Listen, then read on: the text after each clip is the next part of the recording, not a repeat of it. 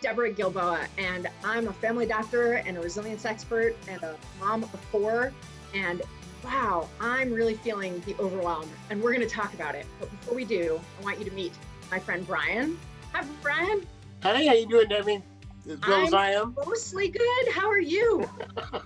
I am. I'm in the Bay Area, where we have now been locked down for months and months and months. So I think I'm going through what everybody else is going through right now. Jeannette, would you agree?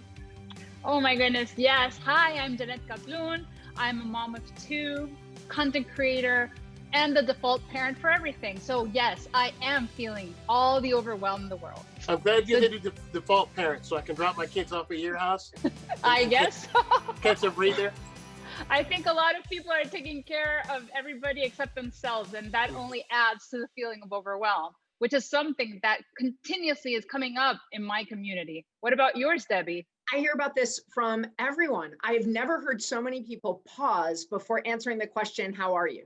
Do you notice that? Do you hear it when you say to somebody like, how are you? And I think, I'm not sure, but I think in that pause is, do they want to know the truth, or are they just trying to move on with the conversation? Right? Like, which answer am I supposed to give here? Because generally they don't want the truth. Generally, they want you to go, fine, so they can move on. A psychiatrist friend of mine who was saying that everyone she sees is feeling exactly the same way. And the thing about it is that everybody feels the same way, but everybody feels like they're the only one who's feeling this way. Well, I think that adds to the overwhelm, feeling disconnected from people that we know, that we love, all these little things that added up to our everyday routine. They're not there anymore. So that sense of isolation can really only add up to the sense that, oh, am I the only one going through this? Totally. And that's one of the reasons that we're here having this conversation, because that feeling, that like mental distress, we don't really have a word for it. You know, if I get a cold, if I'm kind of under the weather, if I'm feeling sick, we have words for all those things, but we don't have words for what it means to feel distressed emotionally in the absence of true mental illness. And like 18% of adults have true mental illness that's chronic. But right now, the research is showing that more than 90% of adults say, yeah, I'm having those symptoms of mental something, distress, overwhelm in just the last 6 months. And we're here to tell you too that you're not by yourself. That's what we mean. We say we got you. We are going to give you some tips that hopefully will be helpful. But we want you to know, most of all, you're not by yourself. It's everybody. And if we all join hands, we can get through this together. 100%. We got you.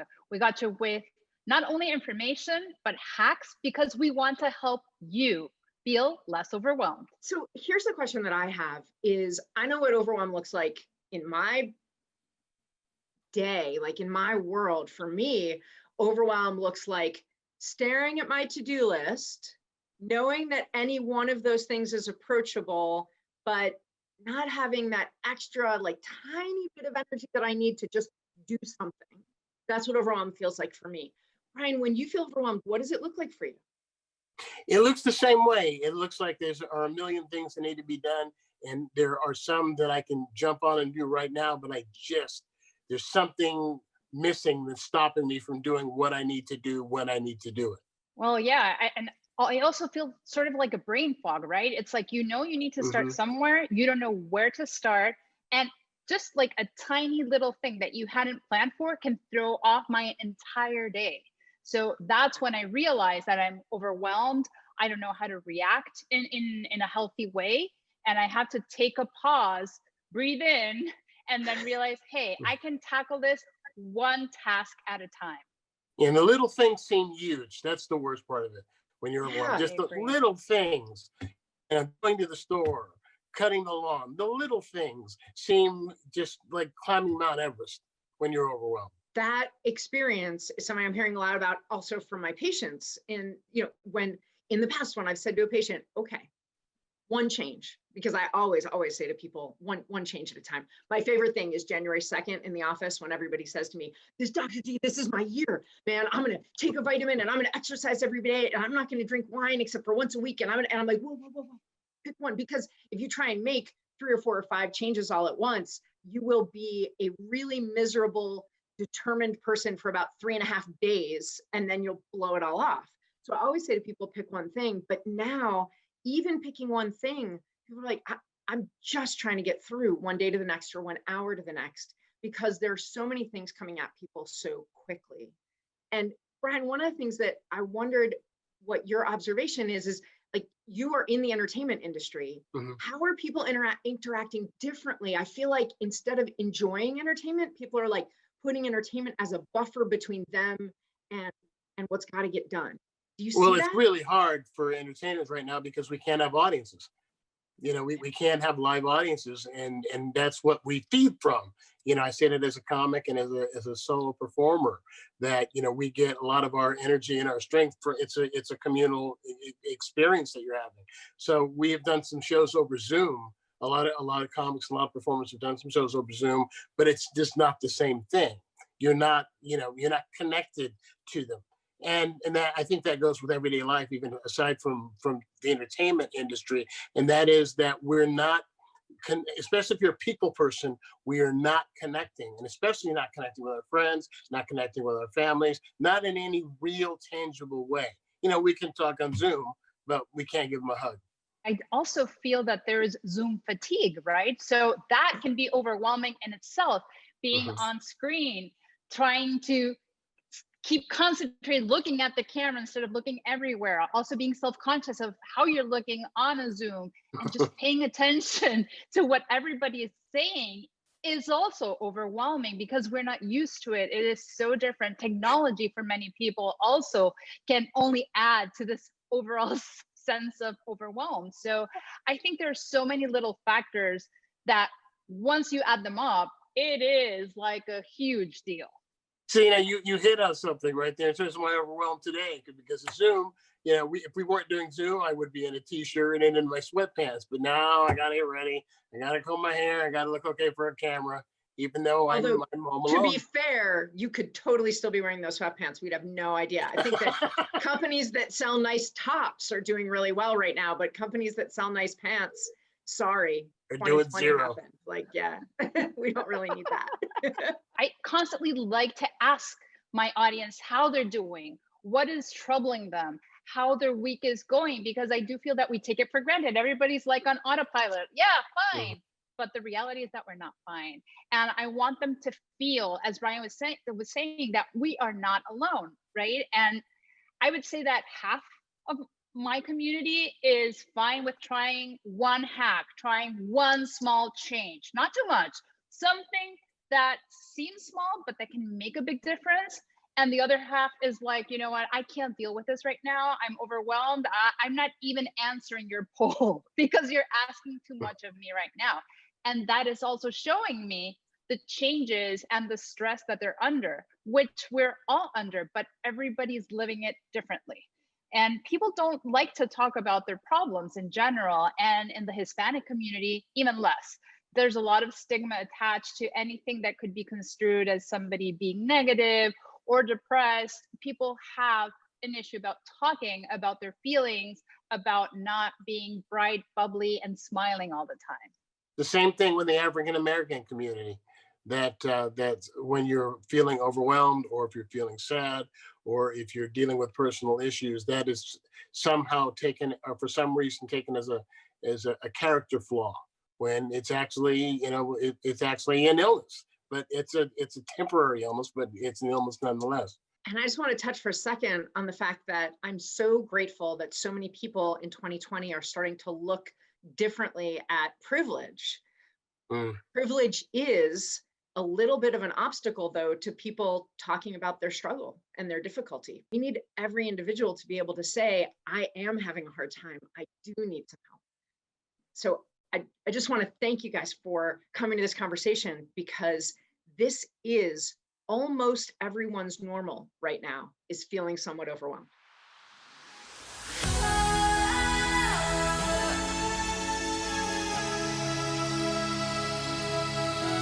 We're talking about overwhelm, and nothing says overwhelm like one person trying to be everything to everyone, because that's what they're drawn to do, because they have a business and they have a kiddo and they have a partner and they have far-flung family and they have pets and they have a household to keep together and a budget to keep going, I would like to introduce you guys to a dear friend of mine. Alana Schwartz is all of those things and also a musician and also. And it's so admirable. But Alana, it's hard, right? It sure is, Debbie. Alana, this is Jeannette Kaplun and Brian Copeland, and we are interested in what Overwhelm feels like for you. Thank you. Nice to meet you, Jeannette, and nice to meet you, Brian. I think that this kind of sums it up. I was watching Sarah Cooper, and she said that she's looking for a cream that takes off the 12 years that she's aged in the last 6 months. And that's very apropos. I need that. I so need that. Totally. After listening to that list of all the things that you do, I think we have one job, and that is during this segment to teach you how to outsource. Yes. Working on that. So Alana, we're talking about overwhelm. What is overwhelm? Is that a real struggle for you? Overwhelm is totally a real struggle for me, Deb. I wear a lot of different hats during the day. I might be up at 5 a.m. fulfilling spinner orders. As you know, we have a business together. It's called the Family Spinner, and we've sold 80,000 spinners. So 5 o'clock in the morning might find me on our back porch because it's the only quiet and peaceful place with everything spread out, fulfilling orders and mailing them out. And my day rolls with that. We have a 10-year-old son, and he is exclusively online, and he has ADHD. So I have to be with him to make sure that he is on focus, on task, working with the things that he needs to work on. So that takes up a good chunk of my day. We also have 4 pets, 2 dogs and 2 cats. One of them is a Corona puppy who is now 85 pounds. So he has been taking a lot of my energy in terms of training and in terms of loving him and making him a part of our family. So that's what I do. Tell me a little bit about how you're able to run your business and to take care of your son with special needs and homeschool at the same time, because that I find that to be fascinating. Because I know I can't do it. It's very difficult, and it's an interweaving. So for instance, David might have an online lesson at 8 o'clock in the morning. At 9 o'clock or 9:30, I have to change clothes into a suit so that I'm at my Zoom meeting. And then I have to change out of my suit because he has a class and he has homework, and I have to clean the toilets, and I have to peel the potatoes, and I have to walk the dogs. So that's my next section of the day. Then I feed him lunch, and then I might have to get back into a suit because I have another Zoom meeting. Right now I'm doing a lot of executive sales. What kind of sleep do you get? What kind of sleep? Yeah, what kind of sleep? I mean, do you get 8 hours? Are you able to? What's 8 hours? Well, no, he means in a night, not in a week, just to be clear, right, Brian? Debbie, you had asked me at one point what makes things harder. It makes it a lot harder if one of the dogs wakes up in the middle of the night. We have a puppy, so sometimes his bladder calls him in the middle of the night.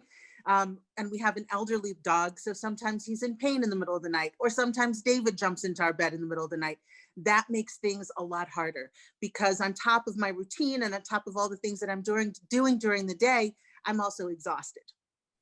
And that's when do you rest? Comes in. Yeah. When do I rest? Yeah. When do you rest? Because you are tending to everybody's needs. And I think that reflects the reality of many of us right now. But you also need to be in that priority list. So when do you rest? When do you take time for Alana? Jeannette, you are so right. And what I've started doing is multitasking. So for instance, a friend of mine runs a meditation. Multitasking your self-care? Yes. Listen, I have a good friend that does a meditation Zoom every morning.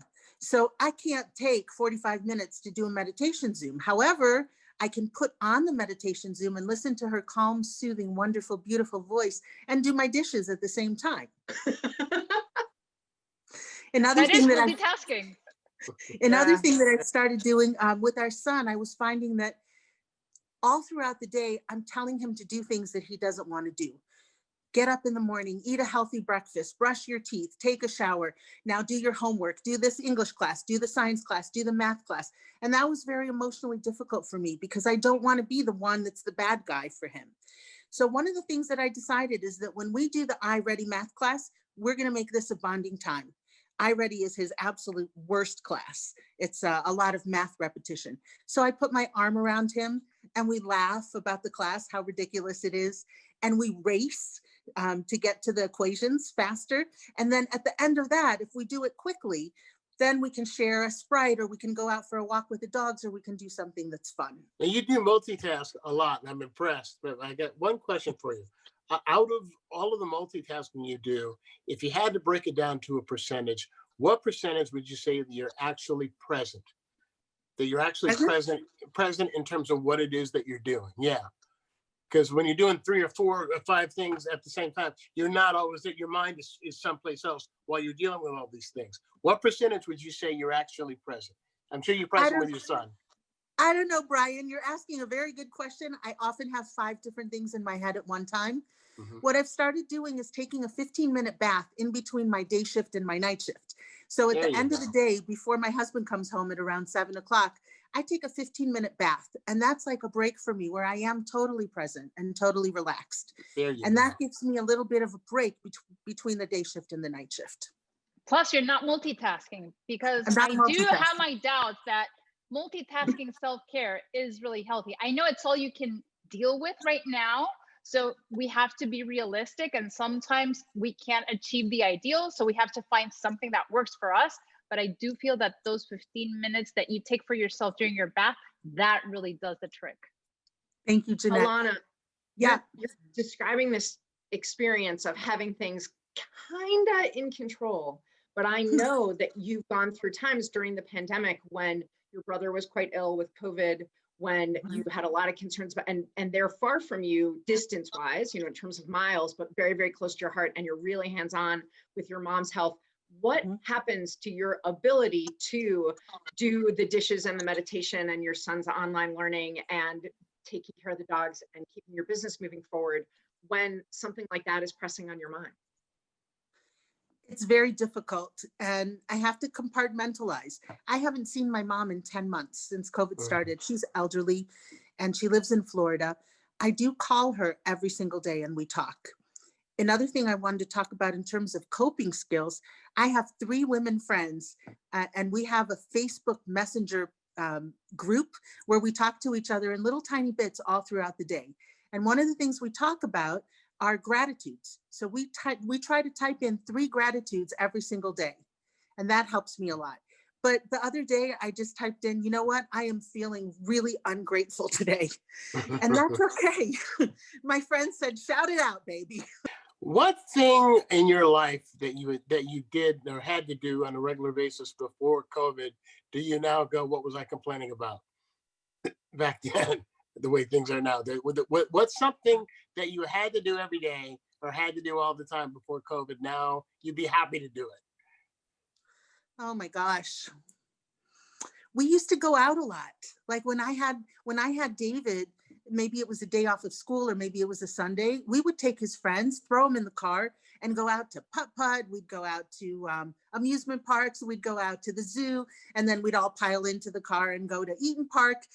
So we were very out. We used to get out all the time. And it was a huge adjustment for me just to have everything kind of collapse into our home and our front yard and our backyard. Yeah, in many ways, I do feel like our worlds got so much smaller. And that side of connection, of friendship that you were mentioning through Messenger, right? It's a way to stay connected to our friends. But I'm wondering, what other ways have you been able to foster those connections and to keep that sense of having your friends close to you, even if you're far apart, during this pandemic, during this new normal, not only for yourself, but also for your son? How are you managing it? It's a good question. So at the very beginning of COVID, so this was in April, I invested some money into our backyard. We're on a budget, but I decided that this was a priority. So we built a gazebo in the backyard that I got from Aldi's actually. And I put up a basketball court for my son. So we would have cocktail hours where my friends would come over and we'd be under the gazebo and he'd be playing basketball with his friends. So that was a nice way to get outside, but still be with our friends. And I've also bought electric blankets. I bought 4 electric blankets so that as it gets colder, and we have a little bit of a heater on the back deck, as it gets colder, I can still have my friends over for hot chocolate and we'll just snuggle in the electric blanket to stay warm. But you socially distance though. Absolutely. Yes. Okay. Your And friends there's can't only come. four. There's only 4 blankets, so I can only have 4 people on the back deck, 6 feet apart. Debbie knows about this. Another thing that I have to give huge kudos to my husband. We were talking about overwhelm, and I think it's really important to say it's okay to be overwhelmed, and it's okay to mourn the loss of the life that we once had. And there have been times during this COVID, I would say at least 4 or 5 times, when I just collapsed into my husband's arms and cried, because it's really hard. And then you pick yourself up and you honor the feeling that, yes, this is a hard time, and you try again the next day. Alana, we really, really appreciate your time. And in the spirit of the show, I just wanted to say to you that, like, you have come to speak and represent for everybody who's listening what overwhelm can feel like in the details of your life. We got you.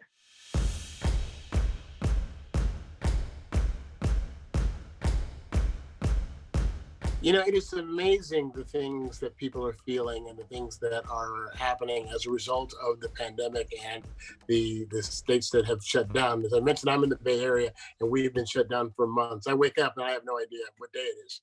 I mean, I literally wake up and I have no idea. That's because it's always Blur's Day. Blur's Day. I like that. Right word. I like that. Totally. But I was really surprised to read about some of this one crisis has turned into a number of crises. For example, alcohol use is up. Opioid use is up. Suicide prevention, saying they're getting more calls than they normally get. The volume is doubled or tripled. Domestic violence is up because you have people who are quarantined with their abusers. And if you intersect the overwhelm and all these things that are happening, I think that they're all a combination of what's going on in the world right now, of overwhelm, and with mental health. I deal with depression and I deal with anxiety. I'm so sorry. Who did the overwhelm at your house, Jeannette? Oh my goodness.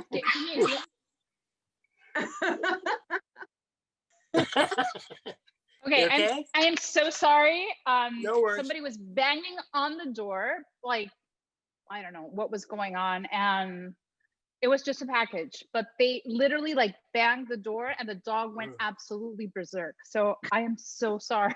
Well, but one of the side effects of this pandemic is it is affecting our pets, because our pets are not used to us being there 24/7.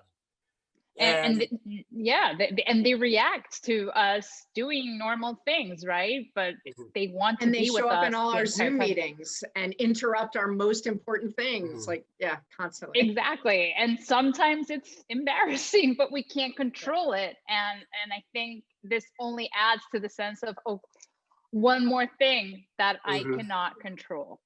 And it's not just pets too, because if you have kids, your kids are, you're trying to talk on the phone or do something. You get kids, you get your spouse, you got your dog. Hopefully your spouse is house trained and housebroken. I know your dog is, so that's a good thing. I'll tell you, when I go to the store, when I go to the grocery store, every time, the grocery store or the drugstore, literally, I'm not exaggerating, every time I'm in line behind somebody who's got a shopping cart that's full of booze. Cases of beer, fifths of this, jugs of that. And it looks like they're preparing for a 4th of July party and it's the 3rd. And they want to make sure that they have everything ready to go. So people are self-medicating to try to deal with it. So the way that I deal with that, as I mentioned, I deal with depression and anxiety, and this overwhelm that I'm feeling right now certainly isn't helping those conditions. So if I were going to give advice to someone about how to deal with it, here's how I do it. And that is, I have a to-do list, as we all do, but I schedule 4 times a day that are 20-minute times that are just for me. I can sit and do nothing. I could sit and read a book if I want to. We've got a pool table. I can go and shoot pool for 15 or 20 minutes. But as long as I know that I've got that time, that's my own time, that is something that it brings down and allows me to be present.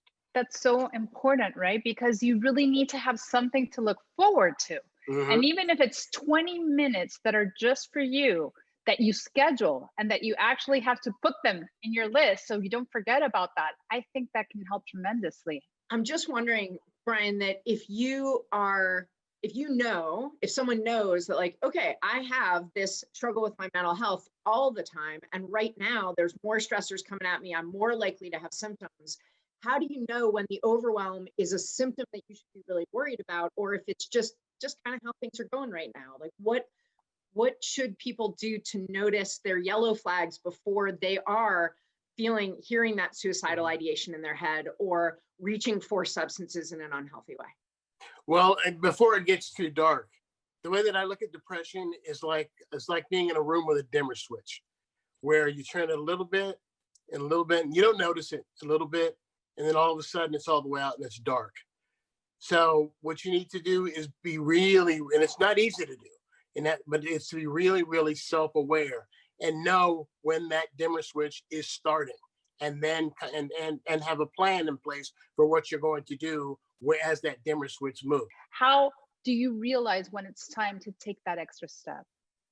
Well, when you know that you're feeling like you don't normally feel, when you know this isn't you, there's a feeling when you know, oh, this is just normal stress. This is just what everybody else deals with. And then there are times when you know that you are standing on a cliff looking down at the bluff below. And that's, so before you get to that point, somewhere in between where it's just, oh, this is what everybody gets, and I'm really not feeling well, that's when you ask for help. But it's always good to have a person too. Have a go-to person, somebody who gets it and somebody who understands, who you can go to and say, today I'm not myself today. Can you kind of hang out with me? Can you keep an eye on me today?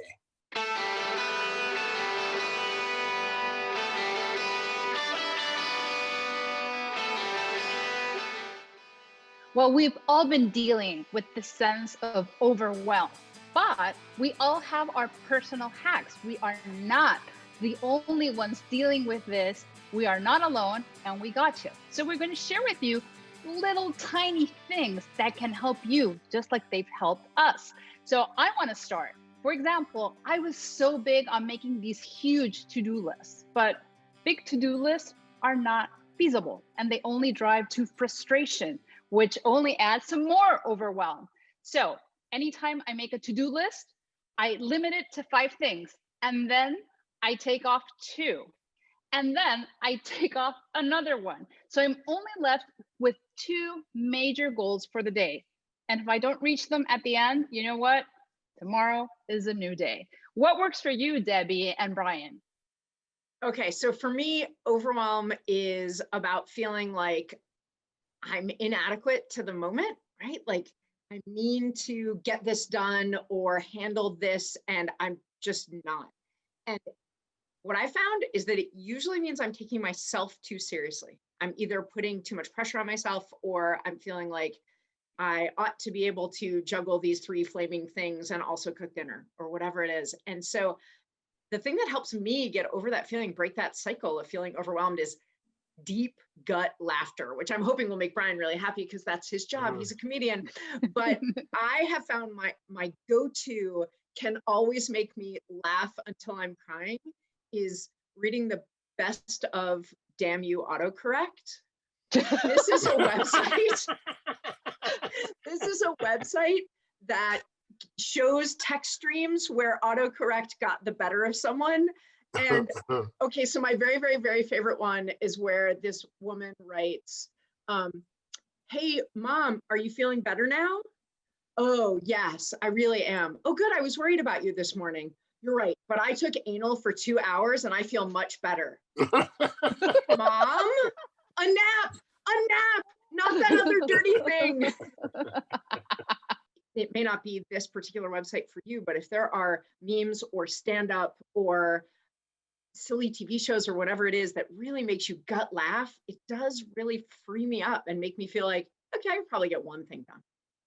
Plus you get endorphins. So it's a great hack. I was going to say, totally. that's one of the things that I do. I have 2 things that I do. One is to watch something that makes me laugh, to watch something online, or if there's a funny movie or something that I find particularly humorous, I'll sit and, schedule myself a break and watch it until I laugh. The other thing that I do is I do some kind of cardio exercise. I got a spin bike. And so what I'll do is I'll go and for 15 or 20 minutes, I will ride as fast as I can on my little spinner. And it's something about breaking sweat and the endorphins, and the stuff that needs to be done is still there, but it just doesn't seem as overwhelming to me after I've done that. Yeah, that's really useful actually in so many ways. Even taking the dog for a walk counts as Mm-hmm. So that way we are multitasking. But I do think that anything that also grounds you to the moment, whether as Alana was mentioning, whether it's taking a bath, whether it is writing and just writing about your feelings and just doing a brain dump on whatever you're feeling in that moment, whether it's painting, baking, knitting, anything that requires to concentrate on that moment, I also feel that it allows you to take all your anxiety and your sense of overwhelm a little bit down. But of course, that means setting aside those 15 minutes, 30 minutes, 40 minutes, or 60 minutes for yourself.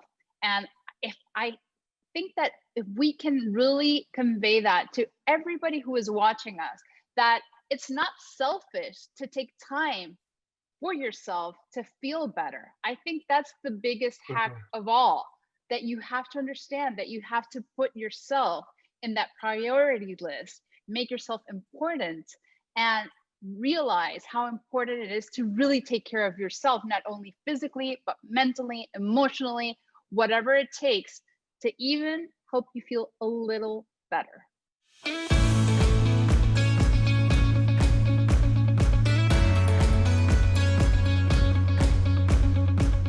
Well, and since we got you, we have your questions, which we have been asking all over social media, in my case, because honestly, there's so many questions about how to cope better with the sense of being overwhelmed, right? And the most common question that I got was from parents, like, how can I feel less overwhelmed while we're still doing distance learning? Debbie, what question did you get? One of the questions that I saw several times was people who are just trying to figure out what the holiday season could look like. And this is, and so many adults are in that sandwich between worrying about people in a generation younger than they are, and also their own parents or aunts, or uncles, or grandparents. For example, somebody wrote on my Facebook wall when I asked this question, I'm just worried about that holiday meal. I know my mom is in a senior center, that's where she lives, and she'll get a meal, but I don't know how to experience that without being there with her, without either going there to see her or taking her out. And where's that balance between the emotional risk of not being together and the physical risk of being together? Wow, I think so many of us are going through that, because it's like, how do you balance all these concerns that we have and find a middle ground solution, especially for the holidays? Brian, what are you feeling is the most pressing question in your community? Well, there's one that I have been asked, or it's been mentioned to me several times, and I get the question, but perhaps one or both of you have the answer. And one I got was from a woman who works from home. She's an entrepreneur, and she is a single mom, and she's trying to figure out how she balances her laptop on one knee and balances her 2-year-old on the other, and does them both at the same time. I don't have the answer. I am in quarantine with my son. He's 25. He's a little bit big to sit on my lap, so I can't use him.